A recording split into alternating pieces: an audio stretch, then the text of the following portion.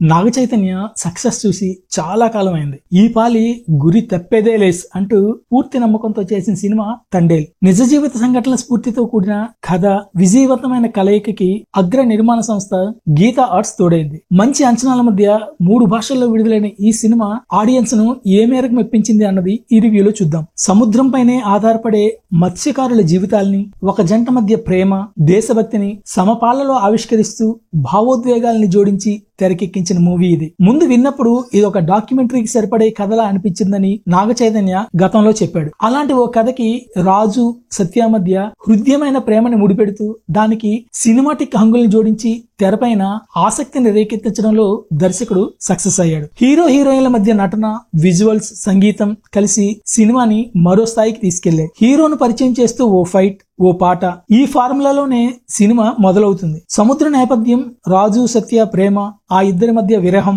ఒకరి కోసం మరొకరు పరితపించే సన్నివేశాలు మెల్లగా ప్రేక్షకుడిని కథలో లీనం చేస్తాయి. హైలెస్సా, బుజ్జితల్లి పాటలతో పాటు మధ్యలో వచ్చే సన్నివేశాలు కథలోని ప్రేమ కోణాన్ని, భావోద్వేగాల్ని పతాక స్థాయికి తీసుకెళ్లాయి. రాజు తండేలుగా ఎన్నికైనప్పుడు వచ్చే శివుడి పాట, వాటిని చిత్రీకరించిన విధానం కూడా ప్రథమార్థానికి హైలైట్ గా నిలుస్తాయి. ఇంటర్వెల్ కు ముందు వచ్చే సన్నివేశాల నుంచే అసలు కథ మొదలవుతుంది. సముద్రంలో తుఫానుని చూపిస్తూ తీర్చిదిద్దిన ఆ సన్నివేశాలు చాలా బాగుంటాయి. సెకండ్ హాఫ్ లో కథ పాకిస్తాన్ కి చేరడంతో ప్రేమ కథ కాస్త దేశభక్తి వైపు మలుపు తీసుకుంటుంది. ఆ తరహా నేపథ్యం, సన్నివేశాలు ఇదివరకు చాలా సినిమాల్లో చూసిందే అయినా దేశభక్తి అనే భావోద్వేగం అందరికీ కనెక్ట్ అయ్యే అంశం కావడంతో చాలా వరకు ప్రభావం చూపిస్తుంది. మరోవైపు రాజు తన మాట పెడచమన పెట్టి వేటకి వెళ్లాడనే కోపంతో సత్య తీసుకునే నిర్ణయాలు, ప్రేమ విషయంలో ఆమె పడే సంఘర్షణ, బందీలైన కుటుంబాలకు రావాల్సిన డబ్బు కోసం గుజరాత్ లో ఆమె చేసే పోరాటం, పాకిస్తాన్ చెర నుంచి వాళ్ళని విడిపించడం కోసం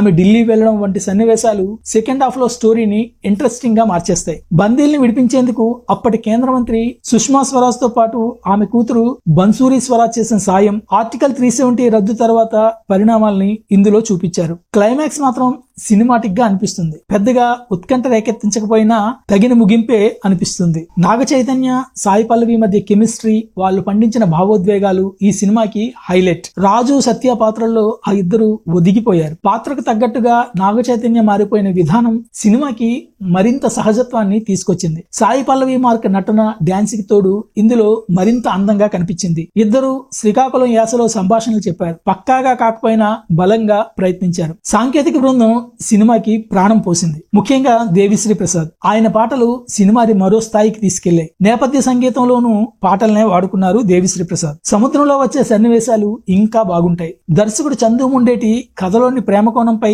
బలమైన ప్రభావం చూపించారు. మిగతా ఎమోషన్స్ ని పర్వాలేదనిపించేలా డీల్ చేశారు. కానీ ఇలాంటి ఓ కథని సినిమాటిక్ హంగులతో మలిచిన విధానం, అందుకు ఆయన చేసిన కసరత్తుల్ని మెచ్చుకోవాల్సిందే. ఈ సినిమా గురించి ఒక్క ముక్కలో చెప్పాలంటే తండేల్ గురి తప్పలేదు.